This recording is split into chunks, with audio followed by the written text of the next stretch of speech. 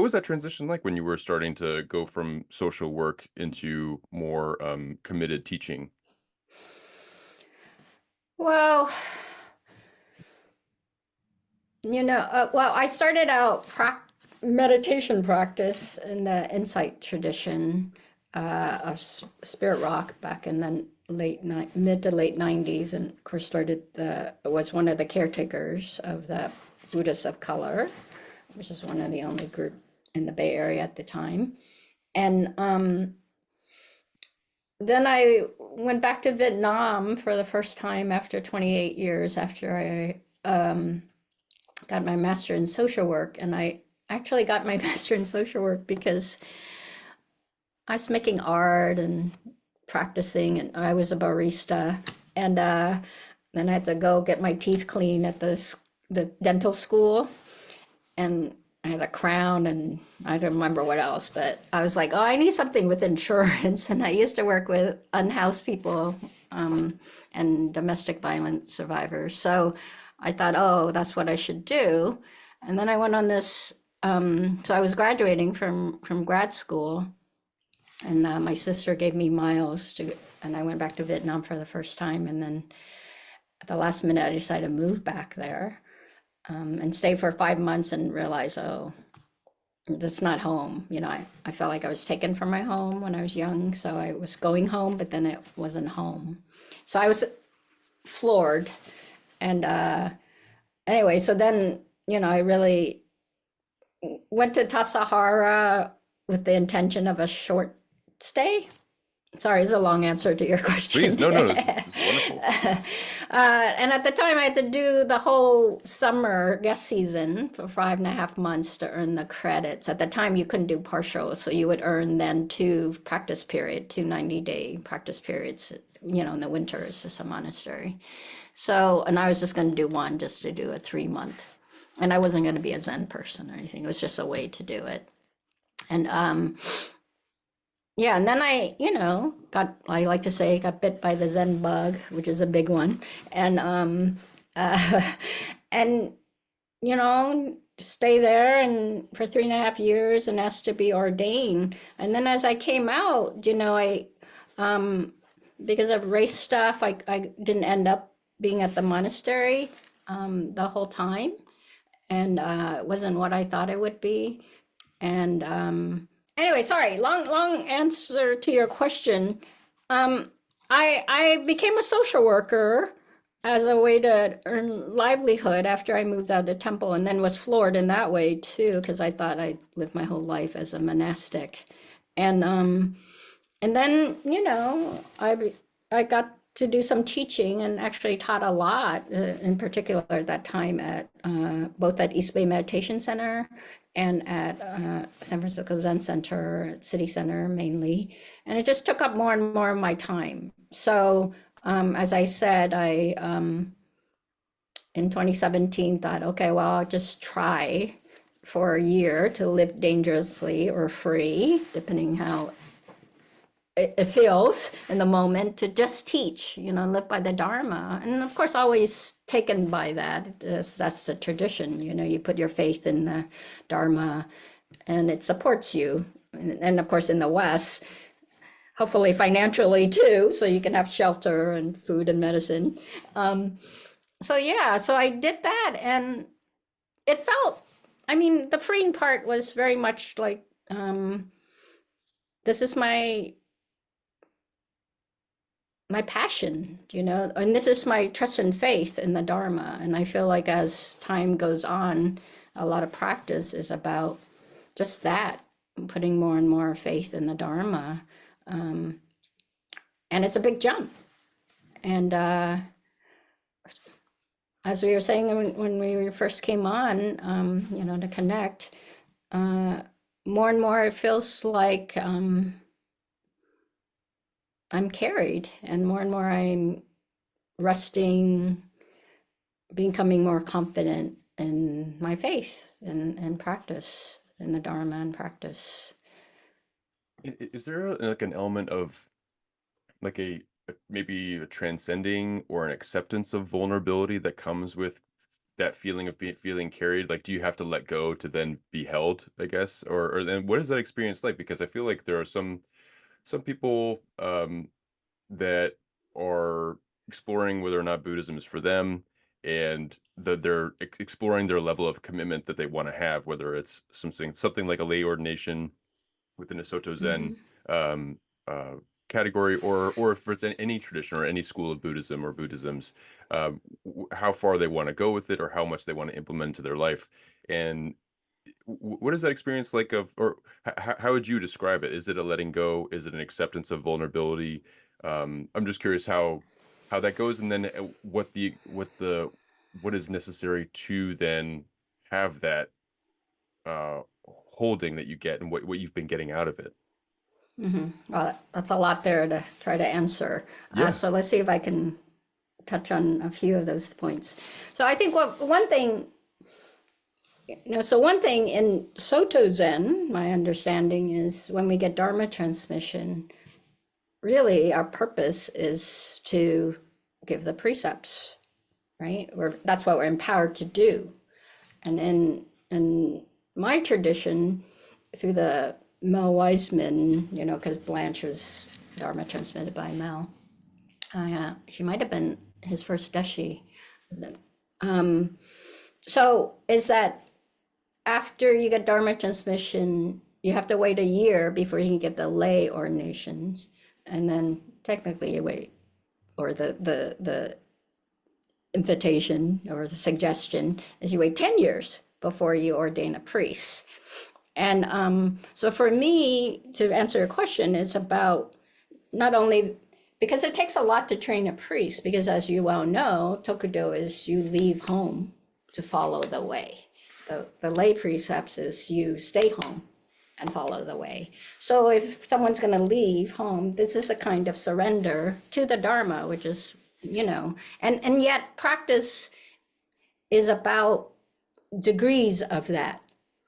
So yes, I think it does, to me, the word is surrender, which is harder, I think some ways, and allowing might be a nicer word or softer word for that. And yet so much of our practice is that, I like to say, like a dance between self-effort and you could say other power or collective effort, because that's so important in Soto Zen, because I do Insight and Soto Zen. And to me, Soto Zen, for me, is much harder practice because there's always community practice. What seems like rules of bowing to the cushion, turning right, bowing to the room, it seems like, trying to make everyone do the same thing. And it's a little bit crowd control, but for the most part, it's saying we're doing this together. Even bowing to the cushion is saying, I'm bowing here to say, I'm going to make this effort to be awakened. And all the people who have sat here, right, before me and after, and to all times and space. And then when you turn around, you're saying, and then we're going to do this together. That's what you're doing when you're bowing to the room, and we're going to do this together. And so it is very much this, much more, though maybe not direct, because Zen is not so direct, but in the doing, we are saying, oh, it takes individual effort. And then in a way, the surrender part is, I don't have to do it all myself. It might seem at first like, ooh, you're telling me what to do. And certainly that's why you work through, I think, in Zen, is that certainly there's a lot of stuff about authority. You can ignore it a little bit and convert insight. Doesn't feel like it. I mean, when you go practice in Thailand, there's a lot of authority and a lot of hierarchy, but we get this supposedly in the insight convert world. There's a sense that, this is just my practice, but really it's not that way in my experience in Thailand so anyway, so the practice is, I think, very much about not only surrendering, but what keeps me from surrendering? What is the invitation to surrender? What is the negotiation of self-power and collective power and unification of that So it's very much that. And I don't, yeah, you could say, I think you use the word transform, and it's a nice thing, and we like to think that that's what happens. These days, I'm not so convinced about transform, because it gives the implication that some other me or some other life or some other practice is going to happen. And really, especially in Soto Zen, where the common people practice, right? We're the peasant practice version. And so it is, how are we humans practicing? How do we awaken to this life as it is, not some other life? So in a way, we surrender our concepts about how practice should be. So yes, transforms are a great word, because there is shifts there, and it's nice to notice them, and that's why, or to be able to identify them, clarify them, know them, and have tools to work with them. And that's why I bring in insight practices when I teach, because it's great in Zen to say, just be here, you're already perfect. In a way, surrender now, surrender now, surrender now, right? Die on the cushion, as the expression would go. And yet that's really hard to do. And even if you think you're doing it, half the time you're really equivocating around it. And so having some tools to notice that and how to work with that, I think, is really helpful. Certainly. And thank you for your clarification, especially around that use of the word surrender, but also to like exploring what that term can mean, because yeah, it's a little heavier than allowing, right? It's a little heavier than acceptance or whatever it is. There is Yeah, a authority kind of assumed within that word. There's like yeah. a discrepancy between something that's greater and something that's not so greater. uh, Uh-huh. and uh, and yet at the same time, I really appreciated what you were saying about how there is a more positive outlook that you can look at surrender, where there you are bowing in front of your cushion, and there's a lot of uh demand, right, like maybe not so direct, but still kind of instilling in you, uh accept this, do this, whatever it is, and saying, well, I don't know if I can do all of these things as someone that's beginning, but I can surrender to this idea that there is more at work here than just myself, and be carried in a practice in that way. No, certainly. That thank you for going into that. And two, I wanted to talk about how your insight practice developed, and then what the blending has been like as an experience. Like, does it feel like sometimes there's conflict between the insight and Soto Zen? Does it feel like there's a seamlessness, or is there? And also, have you had some um meaningful experience in finding that seam, if you will, like, like building that bridge or identifying that bridge? Yeah, so uh, again, just to maybe a little clearer, is when I started teaching, as you saw, and then started teaching, I actually got invited to teach outside of Zen Center first from my insight, but more broad place. And the expression, the finger pointing at the moon, right? So, on a certain level, teaching, as Dogen says, a Zen master life is one big mistake. Paraphrasing. Um, so we're just trying to direct towards awakening and enlightenment, which again is nothing other than being fully present as is. Um, and yet I realized that, and this is not demeaning. I don't mean this in any demeaning way, but I realized that I actually had to like do the dots, and it can't be just a one line, so to speak. Only because when I moved out of the temple, the monastery, and then the temple, even though I was at city center where a lot of people, just come in for like a Dharma talk, or, they don't live there. We had a lot more interaction. For the most part, when I was in places in which the people are more new to it, and also there isn't at the same level of, and I'll use the word commitment, but it's not all about like I vow or that kind of commitment, just more, it's a lighter curiosity as opposed to this is what I want to do, and by that time too, there's a lot more Buddhism in the Bay Area. So people are, window shopping, so to speak, and that's okay, and trying out different things. And so it was very much to really clarify things.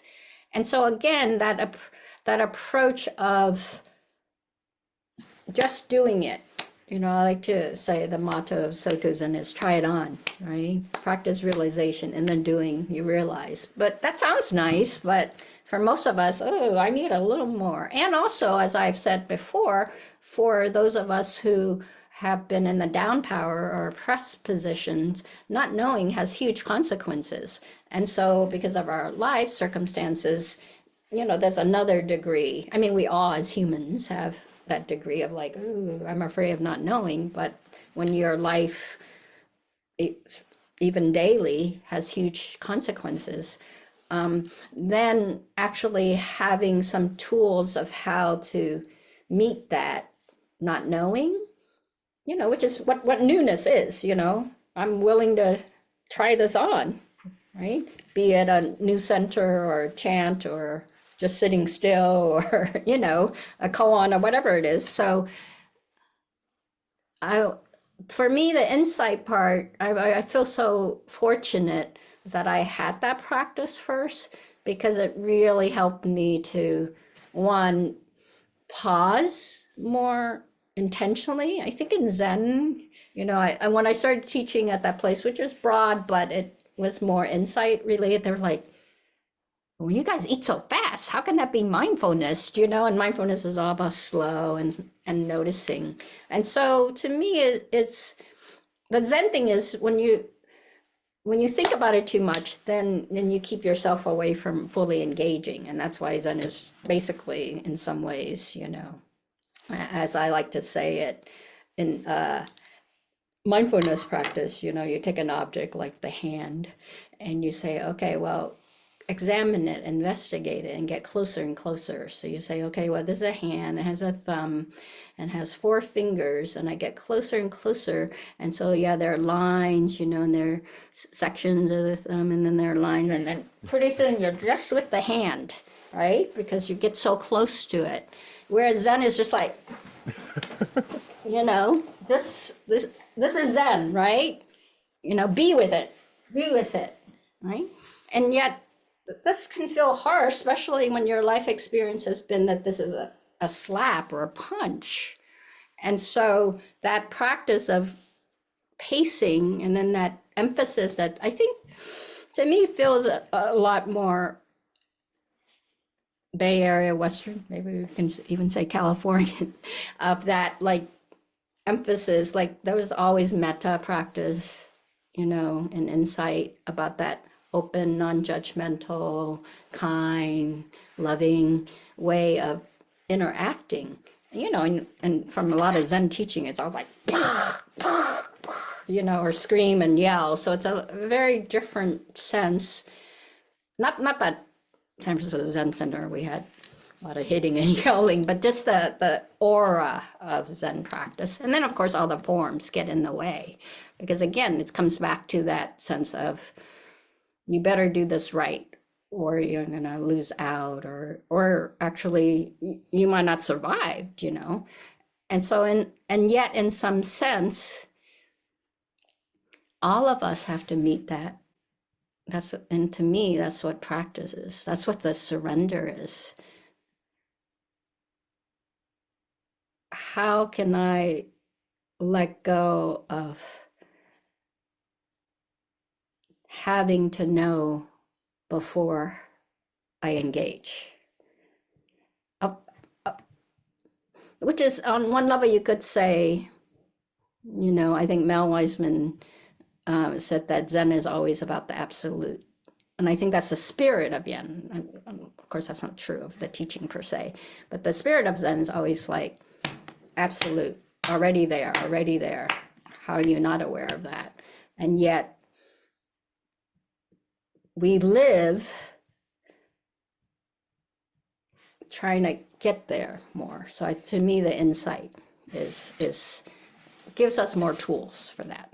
Yeah, that's a I very much appreciate you describing with the hand. It's a really wonderful visual of just kind of like, looking at it, identifying various things, and then Zen having this face palm kind of Meeting. yeah, yeah, exactly. And it being sudden and it being very uh you know literally in your face, but also very quick too at that. And I was, and I know that for your life, you have lived many different places all over the world, and you have practiced all over the world too. You've done some practice in Vietnam, in America, in Thailand, I believe, and I might be missing another country, and Japan. Japan. And some of this is monastic training, and some of this might be otherwise. Uh, what have been some things that you've picked up from practicing in these different places? I know that's a really big question, but I'm just curious if there are things that, oh, well, this is one specific thing from my time in Thailand really informed a lot what I bring to my life now, or otherwise.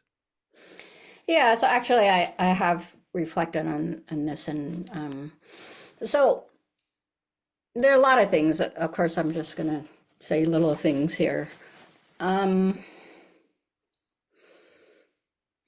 well, and there's actually a lot. I would say, well, I'll just say one thing. So part of my ending up practicing in Asia was actually to go to Japan first, to Hoshinji in Obama, Japan, to do an ongo, a practice period, a rain retreat. And so I went there, and I will say it was soon after I left the monastery and was at the temple, and I'd just been ordained. And I was, when I ordained, one of the teachers that came to my ordination said, "Oh, you're a form queen, aren't you?" Because, I was, by the way, Zen to me is a really good practice for recovering perfectionists, because, at some point you're going to do something wrong and you can only hold that perfection for so long. And so, I had really great form.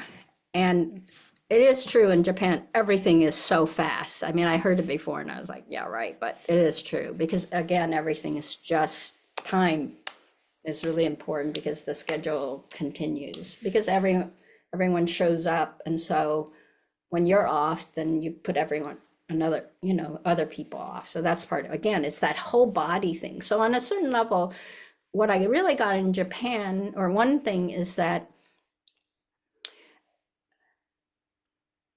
the forms is that squeezing. Zen is very much about squeezing you, to my take, of the ego and the self. Of course, the three marks of existence, right, is dukkha, impermanence, and not self.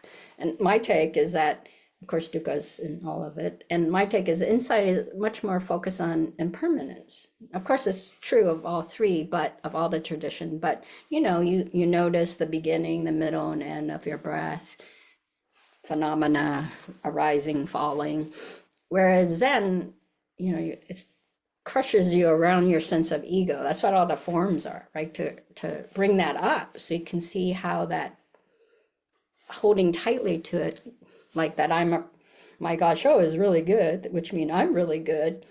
It starts to help you release that, or that's ideal. Sometimes it makes you release it. And so I think it really showed that maybe what we were talking about before, that self-effort only goes so far. And at some point you have to let go.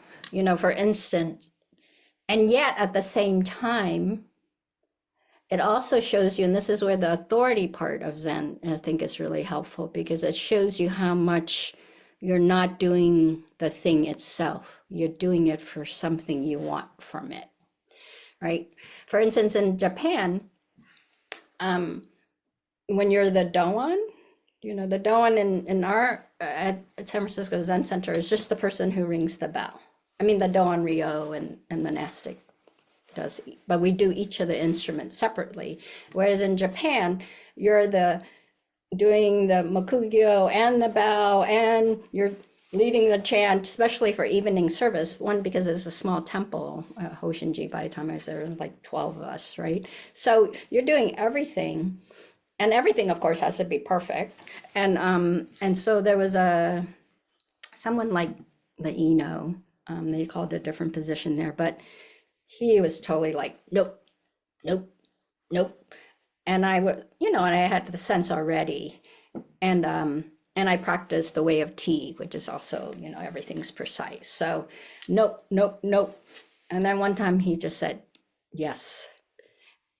And everyone, I mean, not at the moment because we would never dare, but later, like all the nuns and me were like, yes, And so on one level, our discriminative mind would say, oh, well, that's just success, failure and success. But the practice mind for I don't want to make it too big. At first I want to say maybe the enlightened mind, but probably not, is much more, oh, I suffered because I say failure and success. On a certain level, if you had asked me, what was it different from this time versus all the hundreds of times before, I couldn't tell you. But you just show up and you make the effort to do your best. And then you realize that's what's asked of me. Maybe that's what he said yes to. I thought he said yes to that, I got the beat right or the sound pitched correctly. But really, again, the yes to Zen is I've shown up, I've done my best, and that's perfect, whole and complete.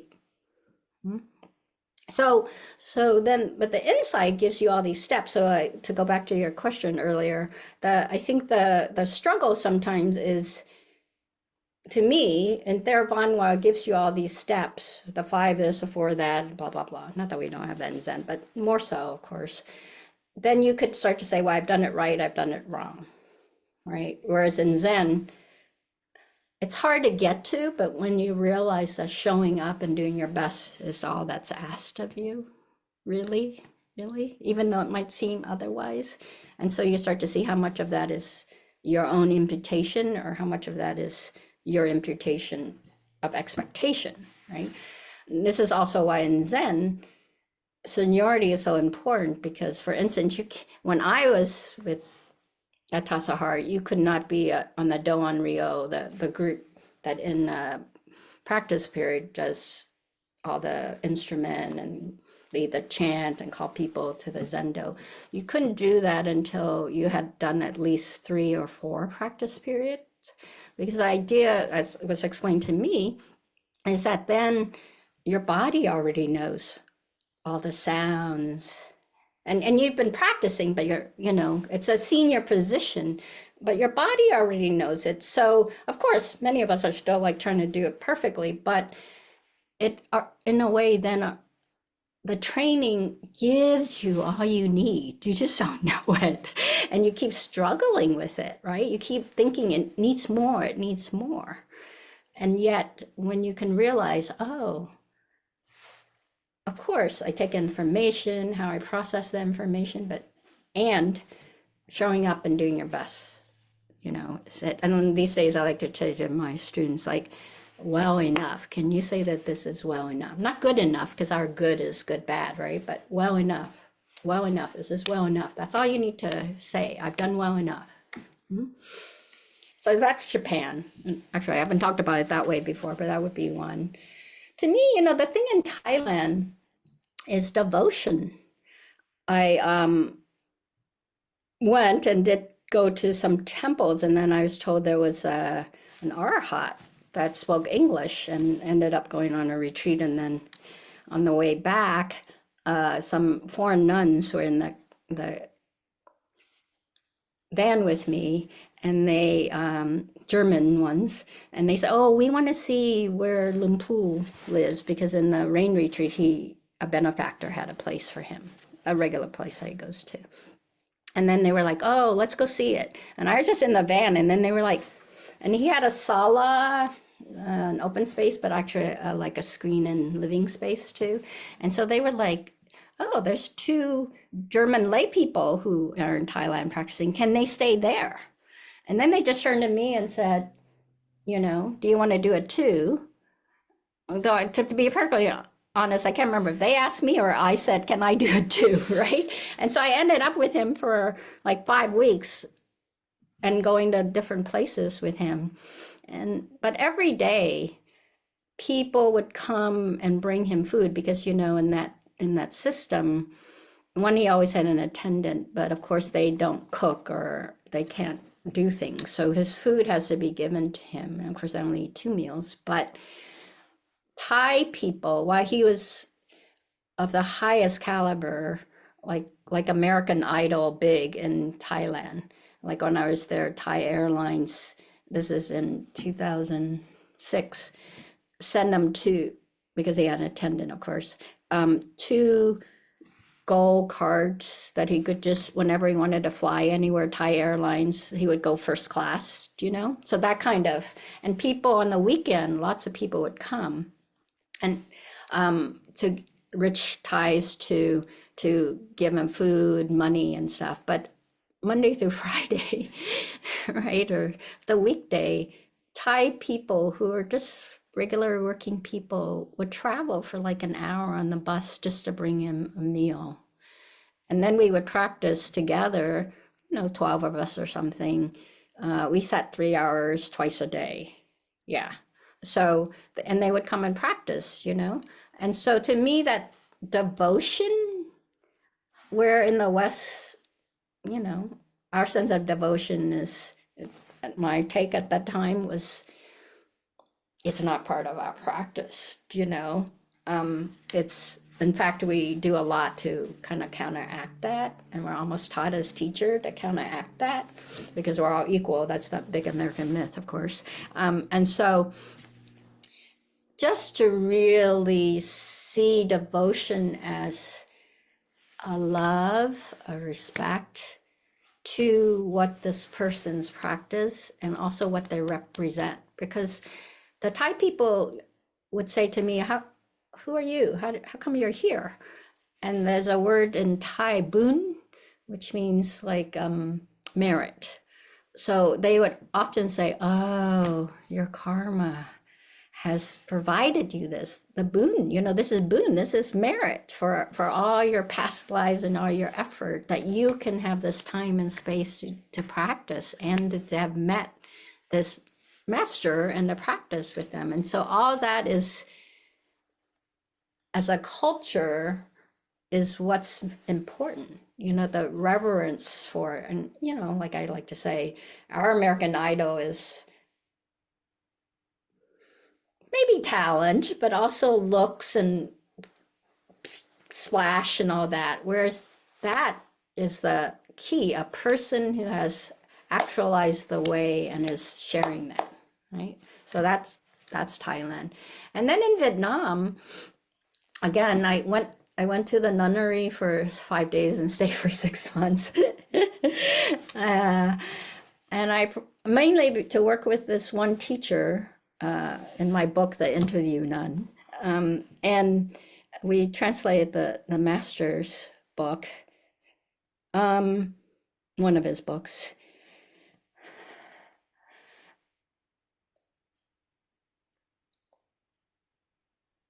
I think the most important thing to me, or one of the most, is also in the book, is that thing where when I went and I got interviewed, right? And the first thing they asked me is, "Do you know you have Buddha nature?"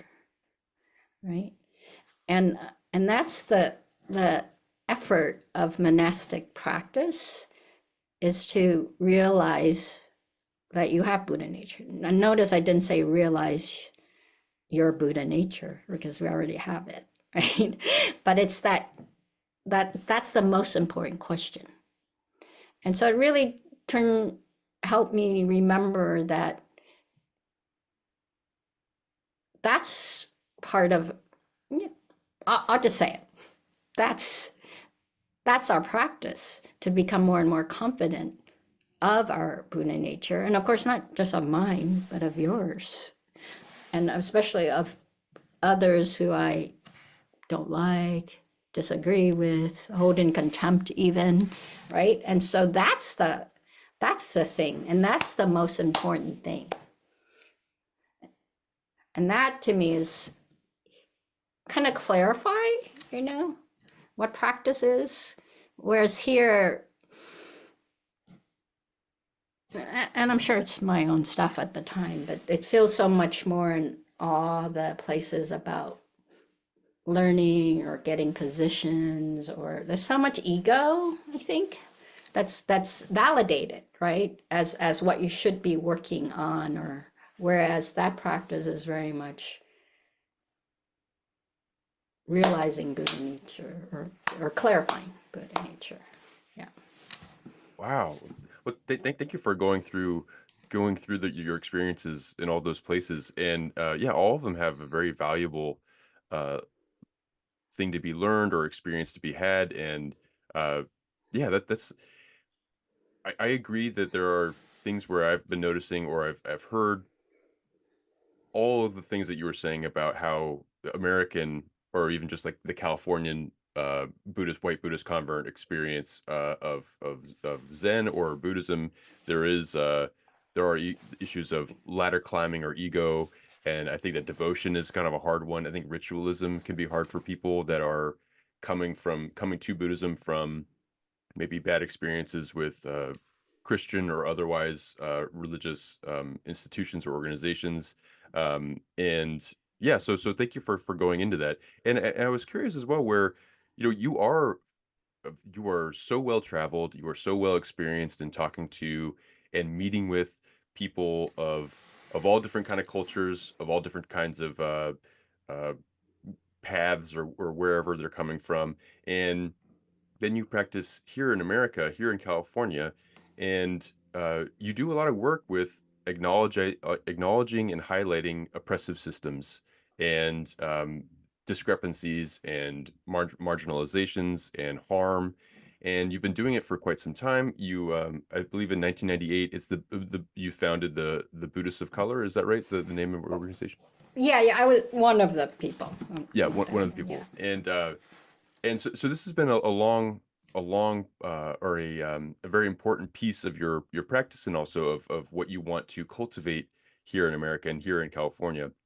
What has the experience been like, so, from working in 1998 addressing the concerns of then, to what you do with access to Zen now, and the various things that you do for BIPOC populations and Asian American experiences, Asian diaspora experiences. How has that been over the years, and uh, what were things that you were dealing with back in 1988 versus things that you're doing right now with your work?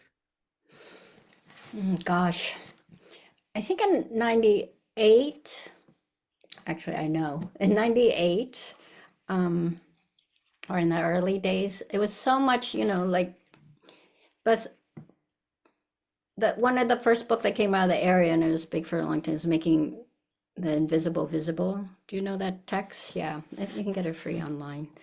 And so much of our work then was, to me, felt very much, look at us, we're here too. And part of the formation of the Buddhists of Color was, I didn't call it, but somebody called it, I don't remember who, a meeting of all these people of color, we called ourselves Zen, of course, to come together. And then we're like, oh, usually we're only one or maybe two in the big room of white bodies. So let's do something together, right? And I think now you would say there's lots. I mean, I was at the first people of color retreat at Spirit Rock, which is now like at 25 years or something. And then I was just part of it. And so much of teachers now in the Bay Area that's their first entry into meditation practice. I'll just say that.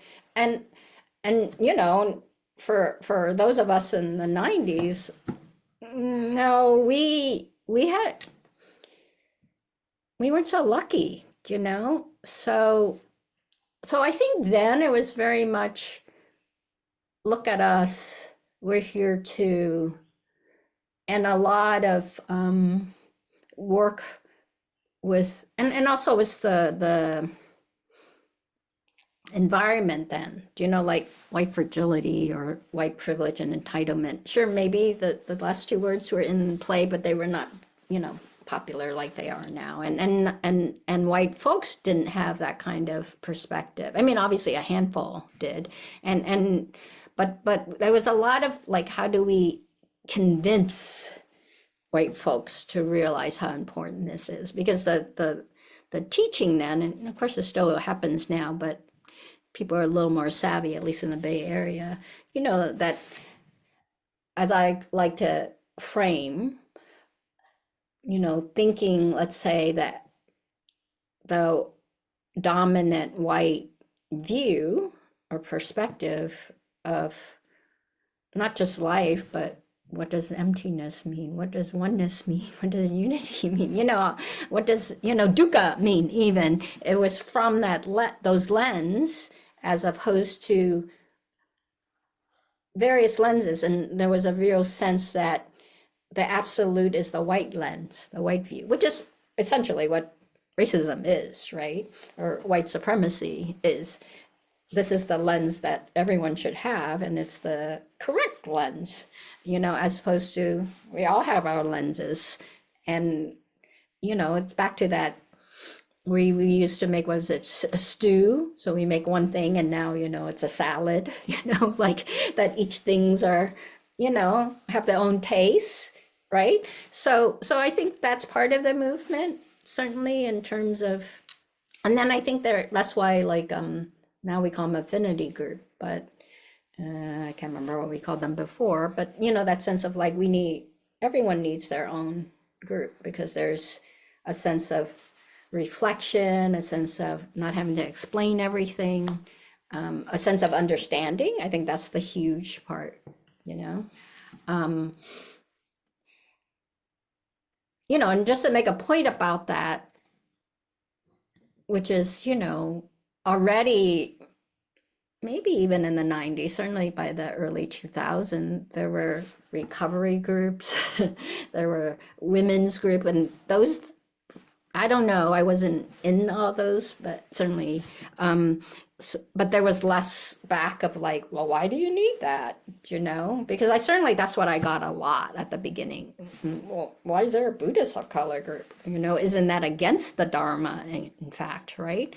So I think there isn't, at least in the Bay Area, there isn't that sense of why do you need that?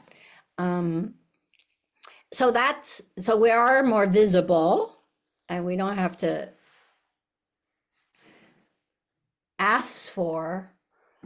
I think there's maybe a little defending still. So I think for me, the shift, though, and partly in part because I'm a teacher now, is that I think for me, and what I want to focus on with my students, and this is why I started the training program, is that as oppressed people, and also of course I have a lot, being a lesbian, I have a lot of queer students, so is not only that there's validation of the down power or the oppressed position or view, right, or experience, and also of course the skill and the nuances of how to hold that kind of suffering, because essentially affinity groups creates the space to hold that, so that we can relax, right, so that we can meet that. That's so much of a practice, is how do we meet not just suffering, but what we think we can hold about suffering. Essentially, that's practice, right? That one, suffering is not as I think it is. Two, it's not as big or solid as I think it is, and three, it isn't just me, right? So, and it also isn't just about me. You know, there is a sense that like systemic gives you the sense of impersonal, right? There's a whole force here, not just on me, but you know, as collective, and that's a kind of balm. It can be, right? So, and healing. So I want to also work with people not only to heal that, but to be able to realize that that's only a part of me. That freedom is not to let go of that. You know, this is the other thing. This is why I'm iffy about the transform, right? I don't want to be some other view because one, I can't. You know, like this is part of this arising, right? This body, this heart, and this mind is that it comes with all these associations, the life's experience. I can't be anything else. And so the practice isn't actually to overcome that. The practice is to clarify that and then to live with integrity with that, right? And to notice how then does it impact this moment, both internally, externally, and collectively, right? And so that's,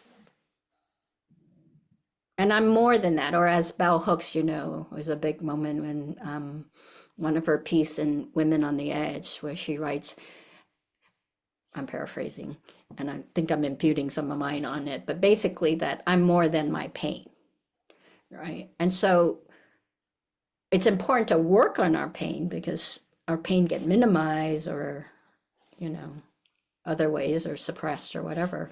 But it's important to work on that. And I am more than that. And so our freedom isn't just freedom to have these spaces, but our freedom is freedom from not just my experience of it, but systemically either not providing or systemically creating barriers to that, or systemically, even in some ways, the creation of that, you know, as I think Noli Way Alexander in my podcast interview with her, you know, we talked about how it's so important to not just heal from racism, but to or like, you know, like some people of color only want to go to people of color retreats, but actually part of practice is how can I show up fully in any condition, right? Internally or externally, right? And so it is like, and that's true of all of us. And because of systemic oppressions, then for the more you have that, the more it's harder to realize that and to live from that, right? And so that's part of it.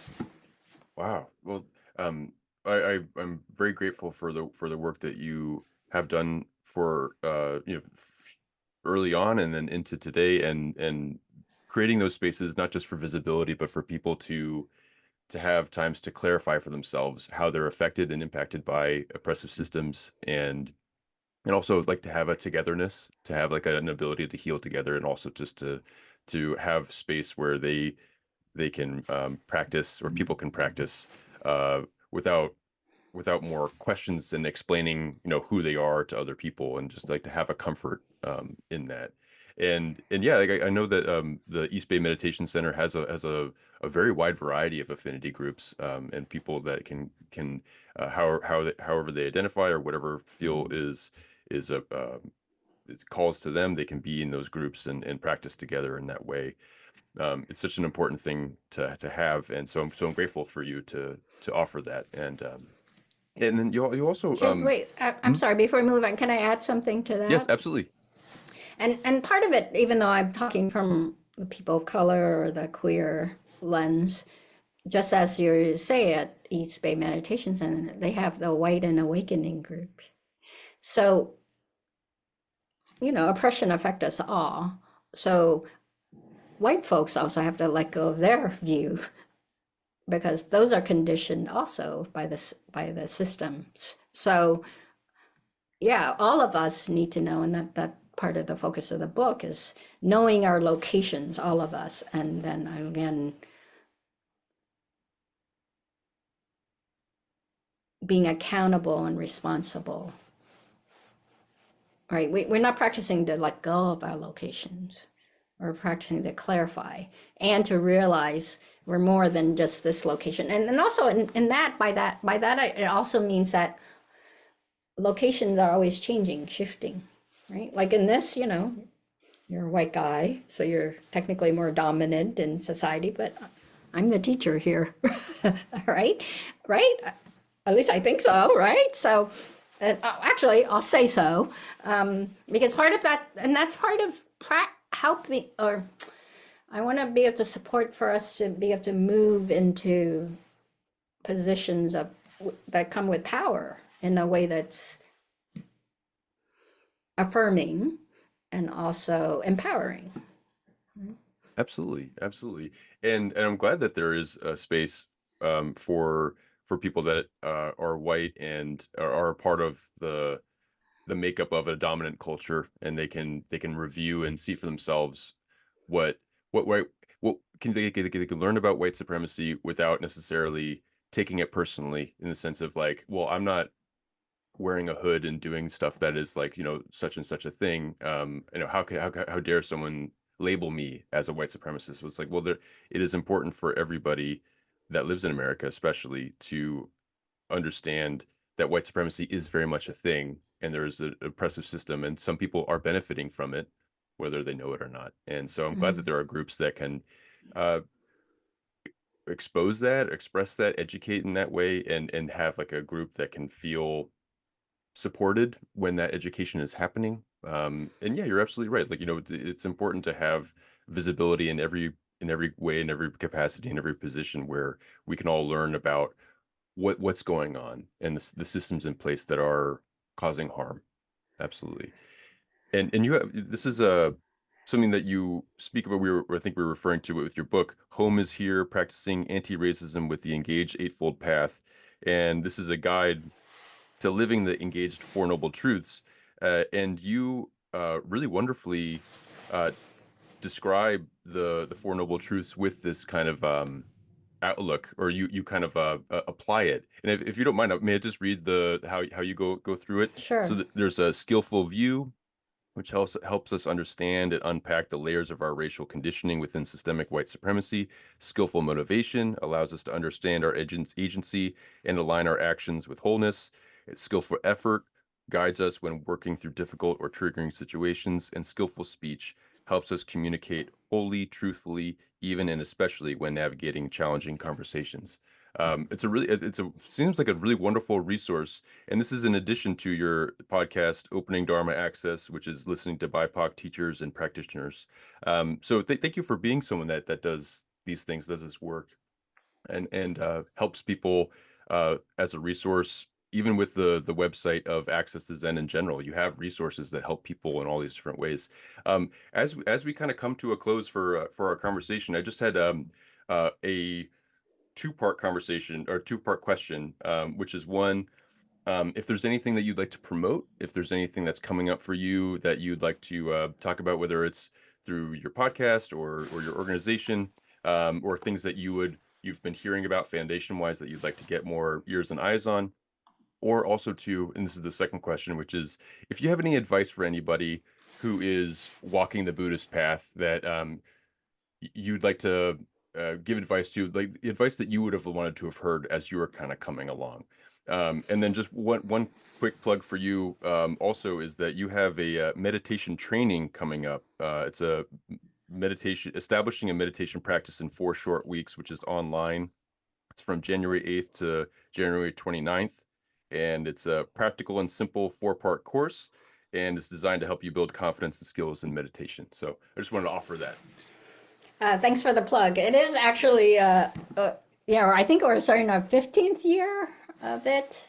Of course, it's changed some, but it's been really useful. And I do combine the two. I like to say I start in Zen, I end in Zen. In the middle, we do, insight practice, because it again really helps to establish and ground ourselves in what I like to call the craft of meditation. Yeah, so I think my answer is combined of your two-pronged question, and not. I really think it's true. So one is that I am doing a 5-month online series for Spirit Rock called starting January 4th and going until May 3rd. Awareness and interconnection, community as sanctuary. It's a course. When they approached me, of course, early this year to do it. I really thought, given the challenges, this is even before the elections, of course, but I actually thought it would be in some ways more chaos if had a different result, only because of the build up to the challenge if it didn't go Trump way. I'll just say it. And so what would be supportive when things are difficult? So it's the same answer to your second question. And I thought about it, and I really thought, oh, it's the precepts, because in convert Buddhism, the precepts are not emphasized.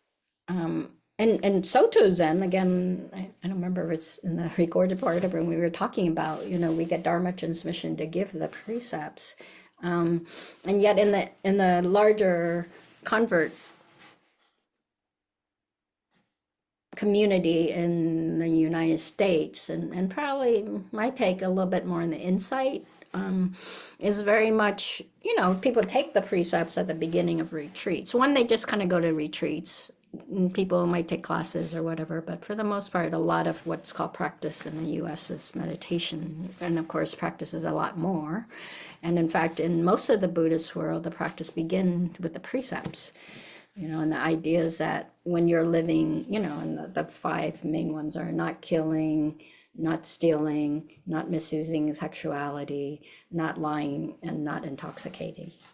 So if you live by these values, which I like to say, I think, I like to say that some version of them are probably most religious, if not some kind of cultural teachings, because it's how do we live in harmony with each other.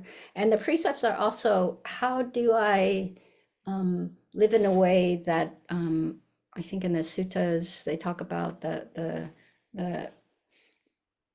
living blamelessly, because when I'm living in accordance with these values, I know that I can feel safe about myself, like that I'm gonna be a good person, living in a way that's caring about not just myself, but others. And then when others know that I'm living by these values, and that's why in the Soto Zen, all the ordination, lay and priests and otherwise, are public, because you're doing it and the community knows that you are making a vow to live by that, and they're there to support you to live by that vow. And so the sense of safety and protection is both self and with others, and so it creates an environment in which we know that, right? And not lying is one of them, right? So so very much I think this is a basis. And the idea is that when you live in that way, when you go to do the craft of meditation, your mind's already quiet, right?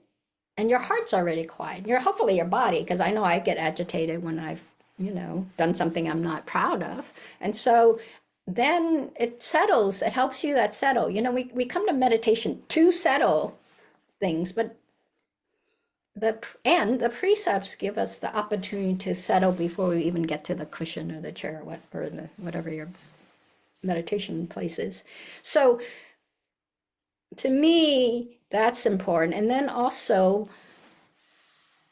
this is why, we came up with community as sanctuaries.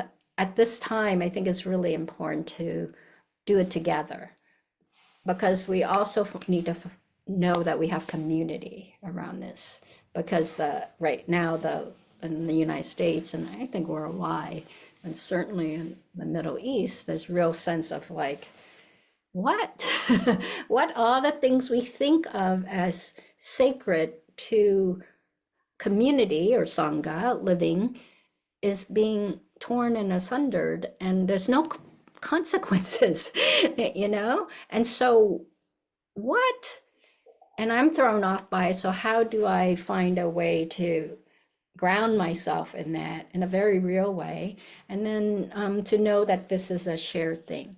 And the approach here isn't like the classic, because I know, like I did tell someone before a retreat, we were just talking that I would be teaching this in the Insight community, and they were like, "Oh, precepts," because many people, we think about I was raised as a Christian too, you think of the Ten Commandments and this kind of thing, and it really is the way it's been taught to me, and as I've taught it, is really very much an exploration.